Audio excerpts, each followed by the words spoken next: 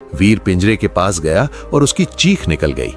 पिंजरे के अंदर पक्षी के बगल में एक अंडा रखा था, लेकिन वो कोई साधारण अंडा नहीं था। वो अंडा शुद्ध सोने का था। उस पर हीरे जैसी चमक थी। वीर का दिल जोर जोर से धड़कने लगा। उसने कांपते हाथों से पिंजरे का दरवाजा खोला और वो सोने का अंडा बाहर निकाला। वीर ने इधर उधर देखा कि कोई देख तो नहीं रहा। फिर उसने अपनी पोटली खोली और वो सोने का अंडा सेठ की मेज पर रख दिया। जैसे ही वो अंडा मेज पर रखा गया, दुकान में एक अजीब सी रोशनी फैल गई। सेठ करोड़ी मल की आंखें फटी की फटी रह गईं। उसने तुरंत अंडा हाथ में उठाया। उसने उसे परखा, दांतों से दबाया, कसौटी पर घिसा। वो समझ गया कि ये असली सोना है और सोने से भी ज्यादा कीमती इसकी बनावट है। शंभू, उस लड़के के पीछे जा। मुझे पता करना है कि ये लड़का रहता कहाँ है और ये अंडा इसके पास आया कहाँ से है।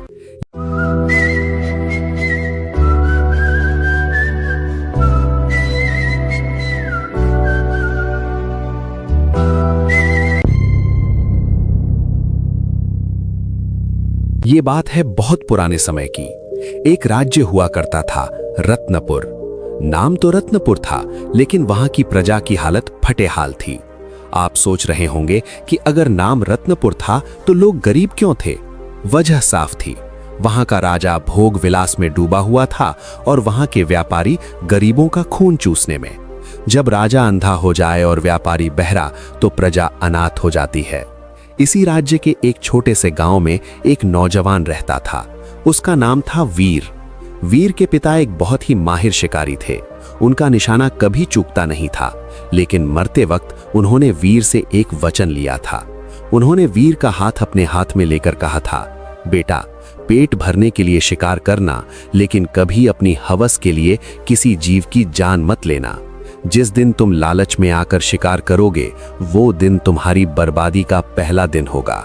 वीर ने अपने पिता को वचन दे दिया। अब आप देखिए, वीर का काम क्या था। वीर के पास एक पुराना जाल था और एक बांसुरी थी। वो जंगल जाता, बांसुरी बजाता। उसकी बांसुरी में ऐसा जादू था कि पक्षी खिंचे चले आते थे। वो उन्हें पकड़ता, लेकिन मारता नहीं था। वो उन्हें ले जाकर बाजार में उन लोगों को बेचता था जो पक्षी पालने के शौकीन थे। इस तरह उसका और उसकी बूढ़ी माता गुजारा चल रहा था। रूखी सूखी रोटी मिल जाती थी, लेकिन वक्त हमेशा एक जैसा नहीं रहता। एक बार राज्य में भयंकर सूखा पड़ा। नदियां सूख गईं, जंगल वीरान हो गए। पक्षी भी दाना पानी न मिलने की वजह से जंगल छोड़कर दूर चले गए। वीर के घर में खाने को एक दाना नहीं बचा। उसकी मां बीमार थी, खटिया पर पड़ी थी। अब आप वीर की हालत समझिए। एक तरफ बीमार मां, दूसरी तरफ खाली पेट। इंसान जब मजबूर होता है तो उसके सिद्धांत डगमगाने लगते हैं। वीर ने अपना जाल उठाया, बांसुरी कमर में खोसी और जंगल की तरफ चल पड़ा। वो जानता था कि पास के जंगल में कुछ नहीं मिलेगा, इसलिए उस दिन उसने एक बड़ा फैसला लिया। उसने सोचा, आज मैं घने काले वन की तरफ जाऊंगा। अब ध्यान दीजिए, काला वन कोई साधारण जंगल नहीं था। गांव के बुजुर्ग कहते थे कि वहां मायावी शक्तियां रहती हैं। वहां जाना आसान है, लेकिन वापस आना बहुत मुश्किल। लेकिन भूख डर से बड़ी होती है। वीर चलते चलते काले वन की सीमा पर पहुंच गया। वहां का माहौल ही अलग था। हवा में एक अजीब सी ठंडक थी, सन्नाटा ऐसा जैसे किसी तूफान के आने का इंतजार हो। वीर ने एक बड़े बरगद के पेड़ के नीचे अपना जाल बिछाया। उसने अपनी बांसुरी निकाली और होठों से लगाई। जैसे ही उसने पहली तान छेड़ी, जंगल का सन्नाटा टूट गया। वीर की बांसुरी की आवाज गूंजने लगी। उसने अपनी आंखें बंद कर लीं। वो बजाता गया, बजाता गया। उसे उम्मीद थी कि कोई तो पक्षी आएगा, कोई तीतर, कोई कबूतर, जिसे बेचकर वो अपनी मां के लिए दवा ला सके। घंटों बीत गए, सूरज ढलने लगा, अंधेरा गहरा होने लगा। तभी उसे एक सरसराहट सुनाई दी। वीर ने बांसुरी बजाना बंद कर दिया। उसने अपनी आंखें खोलीं और सामने देखा। जो उसने देखा, उसे अपनी आंखों पर विश्वास नहीं हुआ। पेड़ की डाल पर एक ऐसा पक्षी बैठा था जैसा उसने आज तक नहीं देखा था। वो पक्षी आकार में मोर जैसा था, लेकिन उसके पंख 3 रंगों में चमक रहे थे, सुनहरा, चांदी जैसा सफेद और गहरा नीला। उसकी आंखें इंसानों जैसी थीं, चमकदार और गहरी। अब यहाँ एक बात गौर करने वाली है।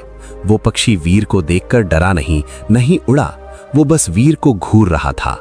वीर का शिकारी मन जाग गया। उसने सोचा, अगर मैं इसे पकड़ लूं तो राजा या कोई अमीर सेठ इसके बदले मुझे मुंह मांगी कीमत देगा। मेरी गरीबी हमेशा के लिए दूर हो जाएगी। यहीं ठीक इसी पल वीर अपने पिता का वचन भूल गया। पिता ने कहा था लालच मत करना, लेकिन वीर की आंखों के सामने अब सिर्फ दौलत नाच रही थी। उसने धीरे से जाल की रस्सी खींची। हैरानी की बात यह थी कि पक्षी ने उड़ने की कोशिश भी नहीं की। वो चुपचाप जाल में फंस गया, जैसे वो खुद चाहता हो कि उसे कैद कर लिया जाए। भाइयों, याद रखना, जब मुसीबत बिना कोशिश के हाथ लग जाए तो समझ लेना कि वो मुसीबत नहीं, एक बहुत बड़ा श्राप है। ये आसानी एक धोखा थी। वीर खुशी से पागल हो गया। उसने पक्षी को पिंजरे में डाला और कपड़े से ढक दिया।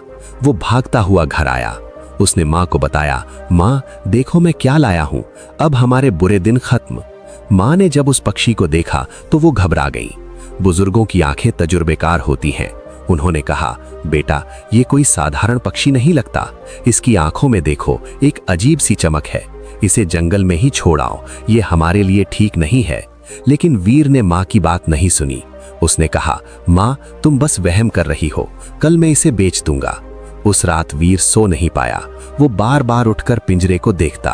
पक्षी शांत बैठा था, बस उसे घूर रहा था। अगली सुबह जब वीर की आंख खुली तो सूरज की पहली किरण पिंजरे पर पड़ रही थी। वीर पिंजरे के पास गया और उसकी चीख निकल गई। पिंजरे के अंदर पक्षी के बगल में एक अंडा रखा था, लेकिन वो कोई साधारण अंडा नहीं था। वो अंडा शुद्ध सोने का था। उस पर हीरे जैसी चमक थी। वीर का दिल जोर जोर से धड़कने लगा। उसने कांपते हाथों से पिंजरे का दरवाजा खोला और वो सोने का अंडा बाहर निकाला। वो भारी था, ठोस सोना।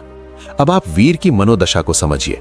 कल तक जिसके पास खाने को रोटी नहीं थी, आज उसके हाथ में इतना सोना था कि वो पूरा साल बैठकर खा सकता था। उसने सोचा, मुझे पक्षी बेचने की जरूरत ही क्या है। अगर ये पक्षी रोज ऐसा एक अंडा देगा तो मैं दुनिया का सबसे अमीर आदमी बन जाऊंगा। यही इंसान सबसे बड़ी गलती करता है। वो ये नहीं सोचता कि ये चमत्कार क्यों हो रहा है, इसके पीछे क्या कीमत छिपी है। वीर ने तय किया कि वो इस अंडे को बाजार में बेचेगा, लेकिन उसे डर भी था। अगर किसी को पता चल गया कि उसके पास सोने का अंडा देने वाला पक्षी है तो लोग उसे छीन लेंगे। इसलिए उसने फैसला किया कि वो राजधानी के सबसे बड़े जौहरी के पास जाएगा। वो तैयार हुआ और अंडा कपड़े में लपेटकर शहर की तरफ निकल पड़ा। रत्नपुर के बाजार में एक बहुत बड़ी दुकान थी। उस दुकान का मालिक था सेठ करोड़ीमल। सेठ करोड़ीमल के बारे में मशहूर था कि वो मिट्टी को छू ले तो वो भी सोना बन जाती है।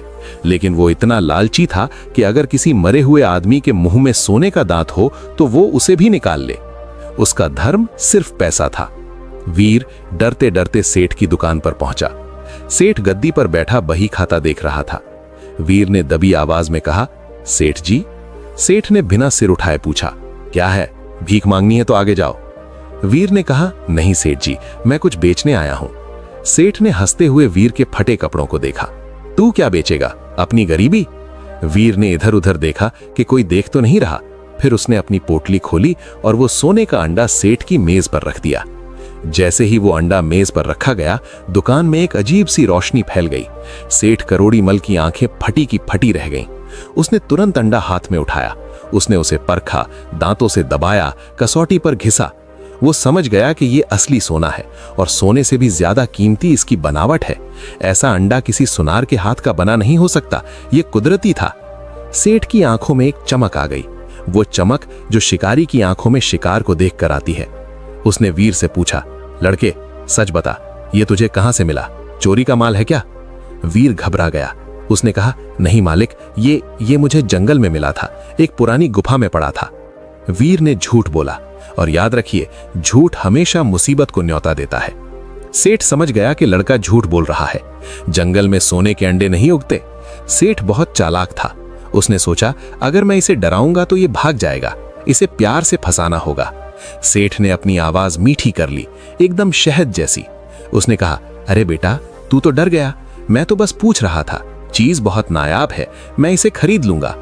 वीर ने पूछा, इसके कितने पैसे मिलेंगे? अंडे की कीमत लाखों में थी, लेकिन सेठ ने कहा, देख भाई, बाजार मंदा है, फिर भी तू गरीब लगता है, मैं तुझे इसके 100 चांदी के सिक्के दूंगा। 100 चांदी के सिक्के वीर के लिए यह बहुत बड़ी रकम थी। उसने तुरंत हां कर दी। सेठ ने उसे पैसे दिए। वीर पैसे लेकर खुशी खुशी वहां से चला गया। लेकिन अब असली खेल शुरू हुआ। जैसे ही वीर दुकान से निकला, सेठ करोड़ीमल ने अपने एक नौकर को बुलाया। उस नौकर का नाम था शंभू। शंभू जासूसी करने में माहिर था। सेठ ने शंभू से कहा, शंभू, उस लड़के के पीछे जा। मुझे पता करना है कि ये लड़का रहता कहाँ है और ये अंडा इसके पास आया कहाँ से है। मुझे दाल में काला नहीं, पूरी दाल ही काली लग रही है। ऐसा अंडा कोई गुफा में नहीं मिलता। जरूर इसके पास कोई ऐसा खजाना या जरिया है जो इसे ये अंडे दे रहा है। शंभू तुरंत वीर के पीछे लग गया। वीर को पता ही नहीं था कि उसकी खुशी उसकी मौत का साया बनकर उसके पीछे चल रही है। वो बाजार से राशन, माँ के लिए दवा और नए कपड़े खरीदकर घर पहुंचा। उसने माँ को बताया कि उसने अंडा बेच दिया। माँ ने राहत की सांस ली। अगले दिन सुबह वही हुआ। पक्षी ने फिर एक सोने का अंडा दिया। वीर फिर शहर गया, उसी सेठ को अंडा बेचा। सेठ ने फिर चुपचाप खरीद लिया। ऐसा लगातार 3 दिन तक चलता रहा। तीसरे दिन शंभू दौड़ता हुआ सेठ करोड़ीमल के पास आया। वो हाँफ रहा था। उसने कहा, मालिक, मालिक, पता चल गया, राज खुल गया। सेठ ने उसे पानी पिलाया और पूछा, जल्दी बता, क्या माजरा है। शंभू ने कहा, मालिक, वो लड़का कोई मामूली शिकारी नहीं है। उसके घर में एक पिंजरा है और उस पिंजरे में एक जादुई पक्षी है। मैंने अपनी आंखों से देखा है। वो पक्षी हर सुबह एक सोने का अंडा देता है। ये सुनते ही सेठ करोड़ीमल अपनी गद्दी से उछल पड़ा। सोने का अंडा देने वाला पक्षी? सेठ बड़बड़ाया, यानी बेशुमार दौलत, अंतहीन खजाना। उसका दिमाग तेजी से चलने लगा। उसने सोचा, अगर मैं उस लड़के से वो पक्षी मांगूंगा तो वो कभी नहीं देगा, और अगर मैंने जबरदस्ती की तो वो शोर मचा देगा। मुझे कुछ और करना होगा। तभी सेठ के दिमाग में एक शैतानी विचार आया। उसने सोचा, इस राज्य का राजा मूर्ख है और लालची भी। अगर मैं राजा को बता दूं कि ऐसा कोई पक्षी है तो राजा उसे हासिल करने के लिए अपनी फौज भेज देगा, और एक बार पक्षी महल में आ गया तो मैं राजा के कान भरकर या किसी चाल से वो पक्षी अपने कब्जे में ले लूंगा। देखिए, लालची इंसान कभी सीधे रास्ते नहीं चलता। वो हमेशा दूसरों के कंधे पर रखकर बंदूक चलाता है। सेठ तुरंत तैयार हुआ।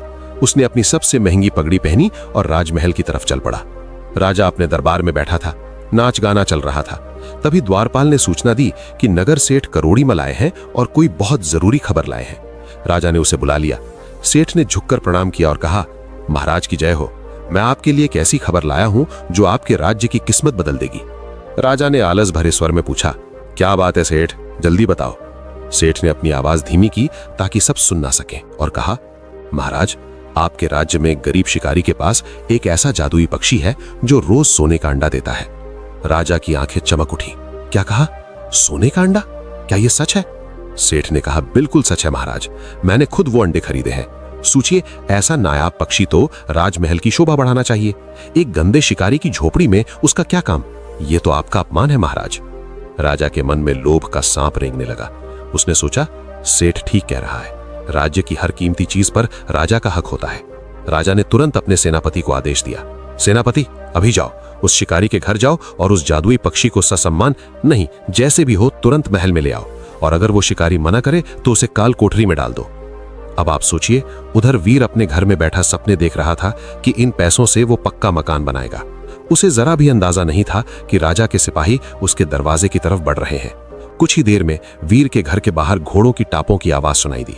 वीर बाहर निकला तो देखा कि भाले और तलवारें लिए सिपाही उसका घर घेरे खड़े हैं। सेनापति आगे आया और कड़कदार आवाज में बोला, ऐ लड़के, हमें पता है तेरे पास जादुई पक्षी है। वो राजा की अमानत है, उसे चुपचाप हमारे हवाले कर दे। वीर के पैरों तले जमीन खिसक गई। वो समझ गया कि ये उसी सेठ का काम है। वीर ने हाथ जोड़कर कहा, लेकिन महाराज, ये पक्षी मेरी जीविका है। मैंने इसे जंगल से पकड़ा है। ये मेरी माँ की दवा का सहारा है। सेनापति ने हंसते हुए कहा, राजा का हुक्म पत्थर की लकीर होता है, या तो पक्षी दे या अपनी जान। वीर की बूढ़ी मां घर से बाहर आई। वो रोने लगी, ले जाओ, जो ले जाना है ले जाओ, पर मेरे बेटे को छोड़ दो। वीर मजबूर था, उसके पास कोई चारा नहीं था। वो अंदर गया और भारी मन से पिंजड़ा उठाकर बाहर लाया। उस जादुई पक्षी ने एक बार वीर की तरफ देखा। उसकी आंखों में कोई गिला शिकवा नहीं था, बस एक अजीब सी खामोशी थी, ऐसी खामोशी जो तूफान से पहले होती है। सिपाहियों ने पिंजरा छीना और वीर को धक्का देकर गिरा दिया। आज के बाद शिकार करना छोड़ दे, वरना अगली बार तेरी खाल खिंचवा लेंगे। सेनापति ने धमकी दी और पक्षी को लेकर चले गए। धूर के गुबार में सिपाहियों को जाते हुए वीर देखता रहा। उसकी आंखों में आंसू थे, लेकिन उससे ज्यादा गुस्सा था। वो गुस्सा जो एक शरीफ आदमी के अंदर तब पैदा होता है जब उसके साथ अन्याय होता है। वीर ने मुट्ठी भींच ली। ये अन्याय है माँ, वीर ने कहा। उन्होंने मेरी मेहनत, मेरा नसीब छीना है। माँ ने उसे समझाया, बेटा शुक्र मना की जान बच गई। राजा और अमीर लोगों से बैर नहीं करते, भूल जाओ उस पक्षी को। लेकिन वीर भूलने वाला नहीं था। उसके मन में अब एक ही बात चल रही थी, न्याय या बदला। उधर राजमहल में जश्न का माहौल था। राजा ने पक्षी को एक सोने के पिंजरे में रखवाया। अगले दिन पक्षी ने सोने का अंडा दिया। राजा खुशी से झूम उठा। सेठ करोड़ीमल भी वहां मौजूद था, मन ही मन मुस्कुरा रहा था। उसकी चाल कामयाब हो गई थी। लेकिन भाइयों और बहनों, कहानी अभी खत्म नहीं हुई। आप सोच रहे होंगे कि वीर अब क्या करेगा? क्या वो हार मान लेगा या फिर वो राजा और सेठ से अपना हक वापस मांगेगा? लेकिन असली खतरा तो कहीं और से आने वाला था। कुछ दिनों बाद सेठ करोड़ीमल फिर राजा के पास पहुंचा। इस बार उसके चेहरे पर एक नकली चिंता थी। उसने कहा, महाराज एक समस्या है। राजा ने पूछा, अब क्या समस्या है सेठ? हमें रोज सोना मिल रहा है, हम खुश हैं। सेठ ने कहा, महाराज मैंने सुना है कि ये पक्षी अकेले नहीं रह सकता, ये जोड़े में रहता है। अगर इसका साथी इसे नहीं मिला तो ये कुछ दिनों में मर जाएगा और फिर सोने के अंडे भी बंद हो जाएंगे। राजा घबरा गया। मर जाएगा? नहीं नहीं, ऐसा नहीं हो सकता। तो इसका साथी कहां मिलेगा? सेठ ने कहा, महाराज वो साथी भी उसी काले वन में होगा और उसे पकड़ना हर किसी के बस की बात नहीं है। उसे सिर्फ वही पकड़ सकता है जिसने इसे पकड़ा था, यानी वो शिकारी लड़का वीर। राजा ने कहा, तो बुलाओ उसे हुक्म दो कि वो दूसरा पक्षी लेकर आए। सेठ ने अपनी मूंछों पर ताव देते हुए कहा, महाराज अगर वो खाली हाथ आया तो? राजा ने गुस्से में कहा, अगर वो खाली हाथ आया तो उसका सर धड़ से अलग कर दिया जाएगा। अब आप देखिए, एक झूठ को छुपाने के लिए दूसरा झूठ और एक लालच को पूरा करने के लिए किसी की जान की बाजी। वीर को राजमहल बुलाया गया। राजा ने उसे आदेश दिया, जाओ और 15 दिन के अंदर इस पक्षी का साथी लेकर आओ। अगर नहीं लाए तो फांसी पर लटका दिए जाओगे। वीर चुपचाप खड़ा सुनता रहा। वो जानता था कि काले वन में दोबारा जाना मौत के मुंह में जाने जैसा है और वो पक्षी संयोग से मिला था। जरूरी नहीं कि दोबारा मिल जाए, लेकिन वीर के पास ना कहने का विकल्प नहीं था। वो महल से बाहर निकला। शाम हो चुकी थी। उसने आसमान की तरफ देखा और कहा, ये लालच का खेल अब बहुत आगे बढ़ चुका है। अब या तो मैं मरूंगा या इनका घमंड टूटेगा। वीर ने फिर से अपना जाल उठाया, अपनी बांसुरी उठाई। लेकिन इस बार उसके मन में लालच नहीं था। इस बार उसके मन में एक आग थी। और भाइयों याद रखिएगा, जब इंसान के पास खोने के लिए कुछ नहीं बचता तब वो सबसे ज्यादा खतरनाक हो जाता है। वीर काले वन की तरफ चल पड़ा, लेकिन उसे नहीं पता था कि इस बार जंगल में उसका सामना सिर्फ पक्षियों से नहीं बल्कि किसी और चीज से होने वाला था। कुछ ऐसा जो सदियों से उस जंगल में सो रहा था। आखिर वीर जंगल में क्या देखेगा? क्या वो दूसरा पक्षी ला पाएगा या फिर सेठ की चाल उसे हमेशा के लिए खत्म कर देगी? और वो जादुई पक्षी असल में है क्या? वीर उस काले वन के मुहाने पर खड़ा था, वही जंगल जहां से उसने पहला पक्षी पकड़ा था। लेकिन इस बार हवा बदल चुकी थी। पिछली बार जब वो आया था तो उसके मन में सिर्फ भूख मिटाने की चाह थी, लेकिन इस बार उसके सिर पर मौत की तलवार लटक रही थी। राजा का हुक्म था, 15 दिन में दूसरा पक्षी लाओ वरना फांसी। इंसान जब जान बचाने के लिए भागता है तो उसके पैर जमीन पर नहीं पड़ते बल्कि अंगारों पर पड़ते हैं। वीर ने एक गहरी सांस ली और जंगल के अंदर कदम रखा। जैसे ही वो अंदर घुसा, उसे महसूस हुआ कि जंगल उसे पहचान रहा है। पेड़ की डालियां ऐसे हिल रही थीं जैसे उसे वापस जाने का इशारा कर रही हों। हवा में एक अजीब सी सीटी बज रही थी। आप सोच रहे होंगे कि जंगल क्यों डरा रहा था। वजह साफ थी, जंगल को धोखा पसंद नहीं होता। वीर ने पिछली बार जंगल के भरोसे को तोड़ा था। उसने एक नायाब चीज को लालच के लिए बेचा था और प्रकृति अपना हिसाब रखना जानती है। वीर चलता गया। घना अंधेरा छा गया। रास्ता कांटों से भरा था। उसके कपड़े फट गए, पैरों से खून रिसने लगा, लेकिन वो रुका नहीं। रुकता भी कैसे? रुकने का मतलब था मौत। 3 दिन और 3 रात वो जंगल में भटकता रहा, न खाना न पानी। चौथे दिन शाम को वो एक पुराने तालाब के पास पहुंचा। पानी बिल्कुल काला था और वहां एक अजीब सी शांति थी, ऐसी शांति जो चीख से भी ज्यादा डरावनी होती है। वीर समझ गया कि यही वो जगह है। उसने अपनी कमर से बांसुरी निकाली। उसके होठ सूखे हुए थे, गला बैठा हुआ था, लेकिन उसने बांसुरी बजाना शुरू किया। इस बार उसने पक्षियों को बुलाने वाली धुन नहीं बजाई। इस बार उसने वो धुन बजाई जो एक हारा हुआ इंसान अपने भगवान के सामने रोते हुए गाता है। उसकी बांसुरी से संगीत नहीं, उसका दर्द निकल रहा था। कथावाचक रुकते हैं, जैसे खुद वो संगीत सुन रहे हों। भाइयों, संगीत में बहुत ताकत होती है। अगर वो सच्चे दिल से निकले तो पत्थर भी पिघल जाते हैं। जैसे जैसे बांसुरी की आवाज गूंजी, तालाब के पानी में हलचल हुई। सामने वाले पेड़ की सबसे ऊंची डाली से एक साया नीचे उतरा। वीर ने धड़कते दिल से देखा, वो वही पक्षी था, बिल्कुल वैसा ही, सुनहरा, चांदी और नीले रंग का। फर्क सिर्फ इतना था कि ये पक्षी आकार में पहले वाले से थोड़ा छोटा था और उसकी आंखों में गुस्सा नहीं बल्कि उदासी थी। ये उस पहले पक्षी की साथी थी।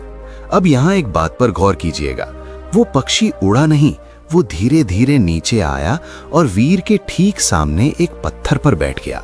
वो वीर को देख रहा था, जैसे कह रहा हो, मुझे पता है तुम क्यों आए हो। वीर ने बांसुरी बजाना बंद कर दिया। उसकी आंखों से आंसू बहने लगे। उसने हाथ जोड़कर उस पक्षी से कहा, मुझे माफ कर दो, मैं तुम्हें कैद करने नहीं आया हूं, मैं मजबूर हूं। अगर मैं तुम्हें नहीं ले गया तो मेरी बूढ़ी माँ अनाथ हो जाएगी। मेरा लालच मुझे यहाँ ले आया है। जानवर और पक्षी इंसान की जुबान नहीं समझते, लेकिन वो नियत और आंसू की भाषा खूब समझते हैं। वो पक्षी अपनी जगह से नहीं हिला, उसने अपनी गर्दन झुका ली। ये एक इशारा था समर्पण का। वीर ने कांपते हाथों से अपना जाल उस पर डाल दिया। उसने पक्षी को पकड़ा, लेकिन उसे जीत की खुशी नहीं हुई। उसे ऐसा लगा जैसे उसने कोई बहुत बड़ा पाप कर दिया है। उसने पक्षी को पिंजरे में डाला और वापस लौट पड़ा। वीर जब जंगल से बाहर निकला तो उसकी चाल में वो तेजी नहीं थी जो पहली बार थी। वो थका हुआ, हारा हुआ महसूस कर रहा था। वो सीधा राजमहल पहुंचा। राजा अपने सिंहासन पर बैठा था। बगल में वही धूर्त सेठ करोड़ीमल खड़ा था। सेठ के चेहरे पर एक कुटिल मुस्कान थी। उसे पूरा यकीन था कि वीर या तो खाली हाथ आएगा या जंगल का कोई जानवर उसे खा चुका होगा। लेकिन जैसे ही वीर ने दरबार में कदम रखा, सेठ की मुस्कान गायब हो गई। वीर ने पिंजरा राजा के सामने रख दिया। महाराज, आपका हुक्म पूरा हुआ। ये रहा वो पक्षी, वीर ने कहा। राजा खुशी से पागल हो गया। वाह, अद्भुत! अब हमारे पास 2 सोने के अंडे देने वाले पक्षी हैं। अब हमारा खजाना कभी खाली नहीं होगा। राजा ने तुरंत हुक्म दिया कि पहले वाले पक्षी को भी लाया जाए। सिपाहियों ने पहले पक्षी का पिंजरा लाकर दूसरे के पास रख दिया। अब यहाँ सबने एक चमत्कार देखा। जैसे ही दोनों पक्षी आमने सामने आए, उन्होंने एक दूसरे को देखा और फिर दोनों ने एक साथ एक आवाज निकाली। वो आवाज चहचहाने की नहीं थी, वो आवाज रोने की थी। एक बहुत ही बारीक, दिल चीर देने वाली आवाज, जैसे कोई बहुत पुराना बिछड़ा हुआ साथी मिल गया हो, लेकिन वो खुश ना हो बल्कि एक दूसरे का दुख बांट रहा हो। दरबार में सन्नाटा छा गया। राजा भी सहम गया। ये रो क्यों रहे हैं? राजा ने पूछा। इन्हें तो खुश होना चाहिए। यहीं पर सेठ करोड़ीमल का शैतानी दिमाग फिर चला। उसने देखा कि वीर बच गया है और राजा खुश है। अगर वीर को इनाम मिल गया तो सेठ की बेइज्जती होगी और सेठ अपनी हार बर्दाश्त नहीं कर सकता था। सेठ आगे बढ़ा और उसने बड़ी ही चालाकी से कहा, महाराज, अनर्थ हो गया। राजा चौंक गया। क्या हुआ सेठ? क्या अनर्थ? सेठ ने गंभीर चेहरा बनाकर कहा, महाराज, ये रोना शुभ नहीं है। ये पक्षी साधारण नहीं है। मैंने शास्त्रों में पढ़ा है कि जब ऐसे दिव्य पक्षी रोते हैं तो इसका मतलब है कि वो बीमार हैं, और अगर ये बीमार हुए तो सोने के अंडे देना बंद कर देंगे और हो सकता है ये मर भी जाएं। राजा के तो होश उड़ गए। मर जाएंगे? नहीं नहीं, सोने के अंडे बंद नहीं होने चाहिए। इसका उपाय क्या है सेठ? जल्दी बताओ। सेठ ने तिरछी नजरों से वीर को देखा। वीर चुपचाप खड़ा था। उसे समझ आ गया था कि सेठ फिर कोई नई चाल चल रहा है। सेठ ने कहा, महाराज, इन पक्षियों की जान एक विशेष फूल की खुशबू में बसती है। उसे मोहिनी पुष्प कहते हैं। ये पक्षी साल में एक बार उस फूल को सूंघते हैं, तभी जिंदा रहते हैं। अब चूंकि ये जंगल से दूर हैं तो वो फूल इन्हें नहीं मिल रहा, इसलिए ये रो रहे हैं। राजा ने पूछा, तो वो फूल कहाँ मिलेगा? हम उसे अभी मंगवा लेते हैं। सेठ ने नाटक करते हुए कहा, महाराज, वो फूल बाजार में नहीं मिलता। वो फूल सिर्फ एक ही जगह उगता है, उत्तर दिशा के रक्त पर्वत के पीछे एक दानव के बागीचे में। दानव का नाम सुनते ही दरबार में खलबली मच गई। सेठ ने बात जारी रखी, महाराज, उस दानव का नाम है ज्वालासुर। उसका बागीचा मौत का कुआं है। आज तक जो भी वहां गया वो कभी वापस नहीं आया। लेकिन सेठ ने राजा के कान में जहर घोला, लेकिन महाराज, आपके पास एक ऐसा बहादुर है जो मौत के मुंह से भी चीजें निकाल लाता है। राजा की नजर तुरंत वीर पर गई। वीर, राजा चिल्लाया। वीर ने सिर उठाया। जी महाराज, तुम्हें तुरंत रक्त पर्वत जाना होगा और ज्वालासुर के बागीचे से वो मोहिनी पुष्प लाना होगा। अगर तुम वो फूल नहीं लाए तो ये पक्षी मर जाएंगे, और अगर पक्षी मरे तो मैं तुम्हें और तुम्हारी माँ को जिंदा दीवार में चुनवा दूंगा। भाइयों, जरा वीर की हालत सोचिए। अभी वो मौत के मुंह से निकल कर आया था और अब उसे सीधे मौत के घर में भेजा जा रहा था। वीर ने कहा, महाराज, मैंने सुना है ज्वालासुर इंसान को देखते ही भस्म कर देता है। ये काम असंभव है। सेठ ने बीच में टोका, अरे वीर, तुम तो इतने बहादुर हो, तुम तो काले वन से पक्षी ले आए, तुम्हारे लिए दानव क्या चीज है। जाओ, राजा का हुक्म है। वीर समझ गया, ये सेठ उसे मारना चाहता है। राजा सिर्फ एक कठपुतली है। वीर ने एक पल के लिए राजा को देखा, फिर सेठ को। उसने कोई बहस नहीं की, क्योंकि बहस करने का मतलब था अभी मौत, और बागीचे जाने का मतलब था शायद जीने का एक और मौका। वीर ने कहा, जो आज्ञा महाराज, लेकिन मुझे कुछ समय चाहिए। राजा ने कहा, तुम्हारे पास 20 दिन है, जाओ। वीर महल से बाहर निकला। रात हो चुकी थी। वो अपने घर नहीं गया। वो जानता था कि माँ को बताएगा तो वो जीते जी मर जाएगी। वो सीधा गांव के बाहर एक पुराने मंदिर में गया। वहां एक साधु बाबा रहते थे, जिनकी उम्र का किसी को अंदाजा नहीं था। लोग कहते थे कि वो जानवरों और रूहों से बातें करते हैं। वीर ने साधु के पैर पकड़े और सारी कहानी बताई। साधु बाबा ने अपनी धुनी रमाई हुई थी। उन्होंने आंखें खोली। उनकी आंखें अंगारों जैसी लाल थीं, लेकिन उनमें दया थी। साधु ने कहा, बेटा, तूने लालच किया, इसलिए तू इस जाल में फंसा। लेकिन अब ये लड़ाई लालच की नहीं, धर्म की है। तूने उन बेजुबान पक्षियों को कैद करवाया है, अब तेरी जिम्मेदारी है कि तू उन्हें बचाए। वीर ने पूछा, बाबा, क्या सच में कोई ज्वालासुर है? क्या सच में कोई मोहिनी पुष्प है? साधु ने गंभीर होकर कहा, हाँ बेटा, सेठ ने झूठ नहीं बोला, लेकिन उसने आधा सच बोला है। ज्वालासुर कोई आम दानव नहीं है, वो एक श्राप है। और मोहिनी पुष्प कोई साधारण फूल नहीं है, वो फूल आंसुओं से बनता है। वीर हैरान रह गया। आंसुओं से? साधु ने समझाया, ध्यान से सुन। ज्वालासुर के बागीचे में कोई हथियार काम नहीं आता। वहां तलवार या तीर लेकर मत जाना। अगर तूने उसे मारने की कोशिश की तो तू भस्म हो जाएगा। तुम्हें फूल लाऊंगा कैसे? वीर ने पूछा। साधु ने कहा, तुझे अपनी बुद्धि और सब्र का इम्तिहान देना होगा। ज्वालासुर के बागीचे में घुसने का एक ही तरीका है, अदृश्य होकर। लेकिन तू गायब नहीं हो सकता, इसलिए तुझे हवा बनना होगा। साधु ने उसे एक छोटी सी पुड़िया दी। इसे अपने पास रख, ये राख है। जब मुसीबत सर पर आ जाए तो इसे हवा में उड़ा देना, लेकिन याद रखना, ये सिर्फ एक बार काम करेगी। वीर ने बाबा का आशीर्वाद लिया और उसी रात उत्तर दिशा की ओर चल पड़ा। रास्ता बहुत कठिन था। नदियां, पहाड़ और घने जंगल पार करते करते उसे कई दिन लग गए। आखिरकार वो रक्त पर्वत के पास पहुंचा। पहाड़ का रंग सच में खून जैसा लाल था। वहां की मिट्टी लाल थी और हवा में सल्फर की गंध थी। पहाड़ के उस पार एक विशाल बागीचा था। बागीचे के चारों तरफ ऊंची दीवारें थीं जो काले पत्थर की बनी थी, और दरवाजा इतना बड़ा था कि उसमें से 10 हाथी एक साथ निकल जाएं। लेकिन दरवाजा बंद था और दरवाजे के बाहर हड्डियों के ढेर लगे थे। ये उन लोगों की हड्डियां थीं जिन्होंने पहले अंदर जाने की कोशिश की थी। वीर एक चट्टान के पीछे छुप गया। तभी जमीन हिलने लगी, धम धम धम, जैसे कोई पहाड़ चल रहा हो। विशाल दरवाजा खुला और अंदर से वो निकला, ज्वालासुर। भाइयों, उसका रूप ऐसा था कि कमजोर दिल वाला उसे देखकर ही मर जाए। वो 15 हाथ ऊंचा था। उसका शरीर काले लोहे जैसा चमक रहा था। उसके बालों से धुआं निकल रहा था और उसके हाथ में एक बड़ा सा गदा था जिस पर अभी भी ताजा खून लगा था। ज्वालासुर बाहर निकला। उसने हवा को सूंघा। इंसान की गंध। दानव गुर्राया। उसकी आवाज बादलों की गर्जन जैसी थी। वीर का दिल हलक में आ गया। वो चट्टान से चिपका खड़ा था। उसे लगा कि आज उसका आखिरी दिन है। दानव ने अपनी बड़ी बड़ी लाल आंखों से इधर उधर देखा। उसकी नजर उस चट्टान की तरफ गई जहां वीर छुपा था। दानव उस चट्टान की तरफ बढ़ा। धम धम, हर कदम के साथ वीर की धड़कन बढ़ती जा रही थी। दानव ने फिर से हवा सूंघी। इंसान, यहाँ इंसान है। वीर का दिमाग सुन्न पड़ गया था, लेकिन तभी उसे साधु बाबा की बात याद आई। बाबा ने कहा था ये राख हवा बनने में मदद करेगी। वीर ने कांपते हाथों से अपनी जेब से वो पुड़िया निकाली। उसने मुट्ठी खोली और वो राख अपने ऊपर और आसपास की हवा में उड़ा दी। अब देखिए, साधु की वो राख कोई जादू टोना नहीं थी। वो शमशान की राख थी, और शमशान की राख में जिंदा इंसान की गंध नहीं होती, सिर्फ मौत की गंध होती है। जैसे ही राख हवा में मिली, दानव कंफ्यूज हो गया। उसे अब इंसान की महक नहीं, बल्कि जलती हुई लकड़ी और राख की बदबू आने लगी।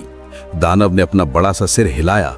वहम, शायद कोई जानवर जल गया होगा। दानव वहां से मुड़ा और अपने बागीचे के दरवाजे की तरफ बढ़ा। वीर ने राहत की सांस ली, लेकिन खतरा अभी टला नहीं था। अब वीर के सामने सबसे बड़ी चुनौती थी। दानव बागीचे के अंदर जा रहा था और दरवाजा खुलने वाला था। अगर वीर अभी अंदर नहीं गया तो दरवाजा बंद हो जाएगा और वो हमेशा के लिए बाहर रह जाएगा, और बिना फूल लिए वापस जाने का मतलब था फांसी।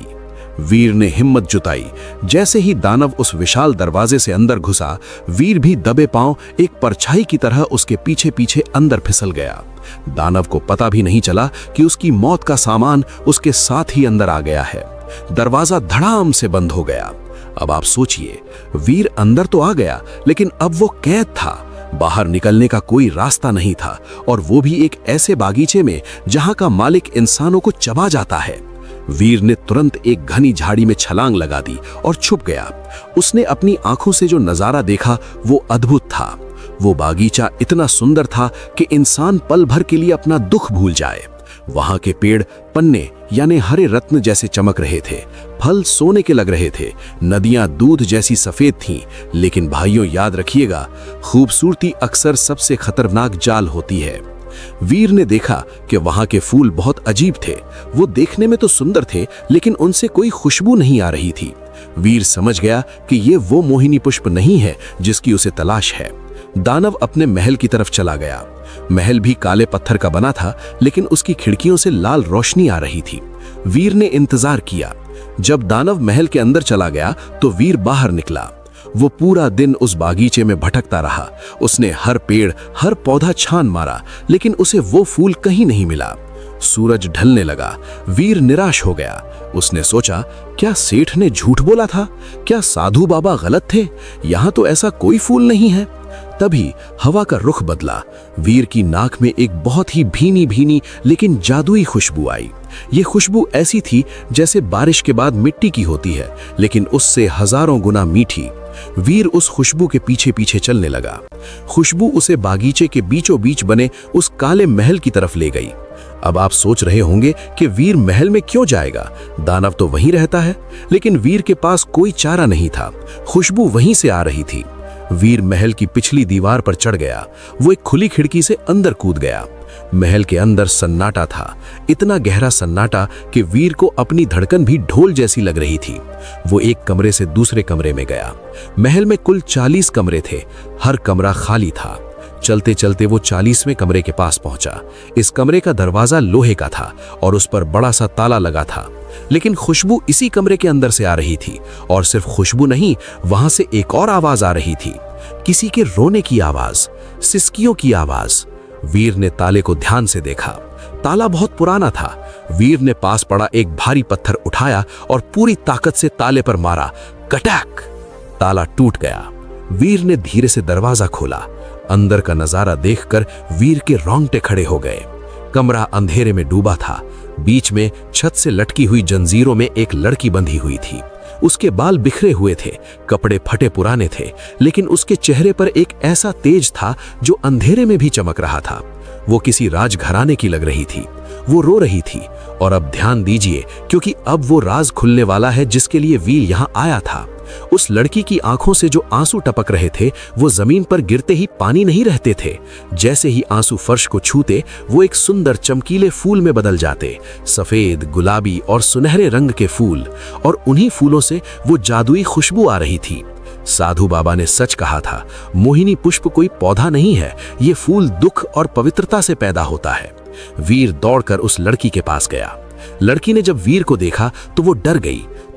तुम कौन हो? यहाँ कैसे आए? भाग जाओ, अगर ज्वालासुर आ गया तो वो तुम्हें मार डालेगा। वीर ने कहा, डरो मत, मैं तुम्हें बचाने आया हूं, मेरा नाम वीर है। वीर ने जल्दी से जंजीरों को खोलने की कोशिश की। लड़की ने रोते हुए कहा, मेरा नाम रूपमती है, मैं पड़ोसी राज्यों की राजकुमारी हूँ।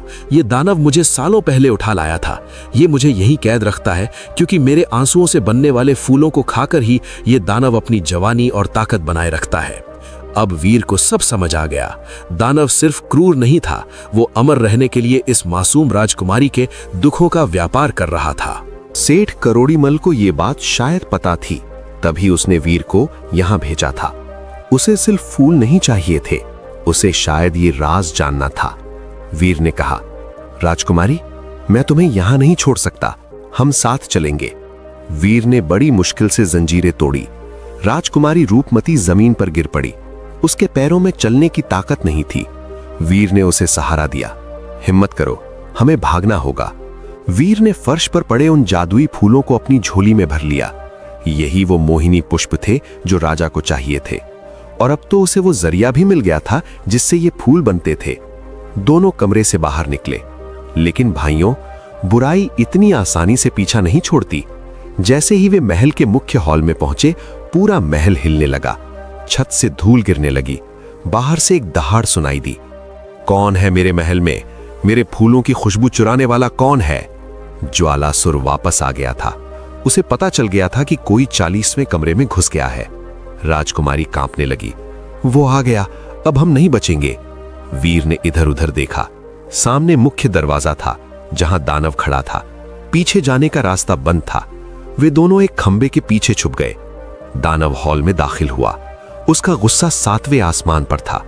उसकी लाल आंखें सर्च लाइट की तरह हर कोने को ढूंढ रही थीं।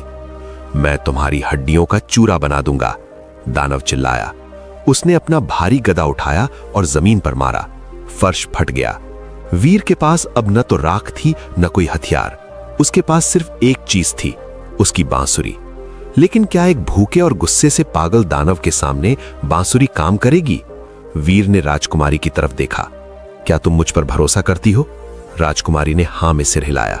वीर ने कहा, तो अपनी आंखें बंद कर लो और कानों पर हाथ रख लो। वीर खंबे के पीछे से बाहर निकला। वो सीधा दानव के सामने जा खड़ा हुआ। दानव उसे देखकर रुका, फिर वो जोर से हंसा। एक पिद्दी सा इंसान, तू मुझे मारेगा? दानव ने अपना गदा उठाया। वीर ने अपनी बांसुरी होठों से लगाई। लेकिन भाइयों, इस बार वीर ने कोई धुन नहीं बजाई। इस बार उसने वो स्वर निकाला जो उसने जंगल में तूफानों को चीरते हुए हवा से सीखा था। एक ऐसी तीखी और ऊंची आवाज जो कानों को नहीं, सीधे दिमाग को चीर देती है। उसने पूरी ताकत से बांसुरी फूंकी।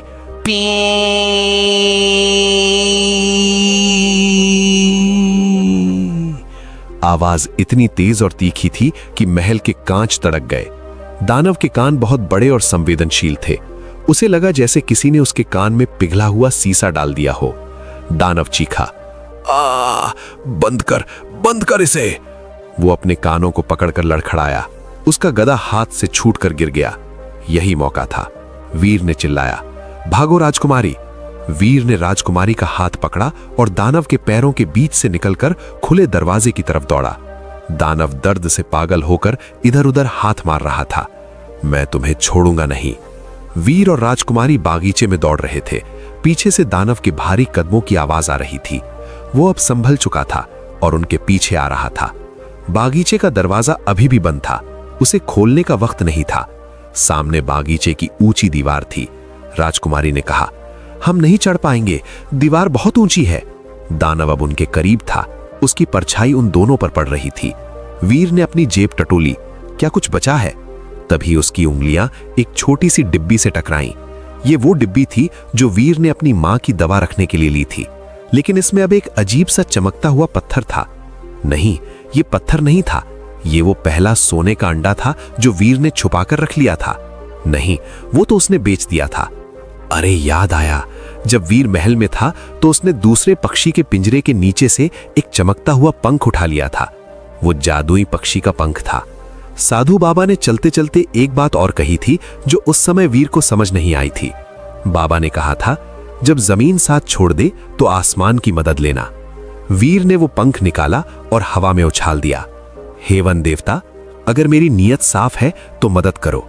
जैसे ही वो पंख हवा में उछला, एक जोरदार आंधी आई। इतनी तेज आंधी कि बागीचे के पेड़ झुक गए। आसमान से दो विशाल परछाइयां नीचे उतरी। ये क्या थे? क्या ये देवदूत थे या वो जादुई पक्षी जो महल से भाग निकले थे? नहीं, ये जंगल के वो गिद्ध थे जिन्हें वीर अक्सर दाना खिलाता था। लेकिन ये जादुई जंगल था। यहाँ हर चीज का आकार विशाल था। दो बड़े गिद्ध घोड़े जितने बड़े नीचे उतरे। वीर ने इशारा किया, जल्दी बैठो। वीर और राजकुमारी एक एक गिद्ध की पीठ पर चढ़ गए। दानव ने छलांग लगाई उन्हें पकड़ने के लिए। उसका हाथ वीर के पैर से बस 1 इंच दूर रह गया। गिद्ध हवा में उड़ गए। नीचे खड़ा ज्वालासुर चीखता रह गया, मैं आऊंगा, मैं रत्नपुर को जलाकर राख कर दूंगा। मेरा चोर मेरे हाथ से बचकर नहीं जा सकता। वीर और राजकुमारी हवा में थे, बादलों के बीच। नीचे दानव छोटा होता जा रहा था। वीर ने राहत की सांस ली। राजकुमारी ने पहली बार मुस्कुराने की कोशिश की। लेकिन भाइयों, अभी खुश होने का समय नहीं था। वो मोहिनी पुष्प लेकर तो जा रहे थे, राजकुमारी भी आजाद थी। लेकिन वो एक बात भूल गए थे। ज्वालासुर ने कसम खाई थी, मैं रत्नपुर को जलाकर राख कर दूंगा। और दानव अपनी कसम के पक्के होते हैं। उधर रत्नपुर में राजा और सेठ करोड़ीमल जश्न मना रहे थे। उन्हें अंदाजा भी नहीं था कि वीर सिर्फ फूल नहीं बल्कि अपने पीछे एक कयामत भी ला रहा है। और सबसे बड़ा सवाल यह था कि जब वीर ये राजकुमारी और फूल लेकर दरबार में पहुंचेगा तो सेठ करोड़ीमल क्या चाल चलेगा? क्या वो राजकुमारी को स्वीकार करेगा या उसे चुड़ैल साबित करके मरवा देगा? क्योंकि लालची आदमी को सच्चाई नहीं, सिर्फ फायदा चाहिए होता है। वीर का असली इम्तिहान जंगल में नहीं, अब इंसानों के बीच शुरू होने वाला था। क्या वीर अपनी मां और राजकुमारी को सेठ की साजिश से बचा पाएगा? और ज्वालासुर के गुस्से का क्या होगा? जानने के लिए इंतजार कीजिए अगले भाग का। कमेंट करो भाग 2 और चैनल को सब्सक्राइब करो और वीडियो को लाइक जरूर करें। धन्यवाद।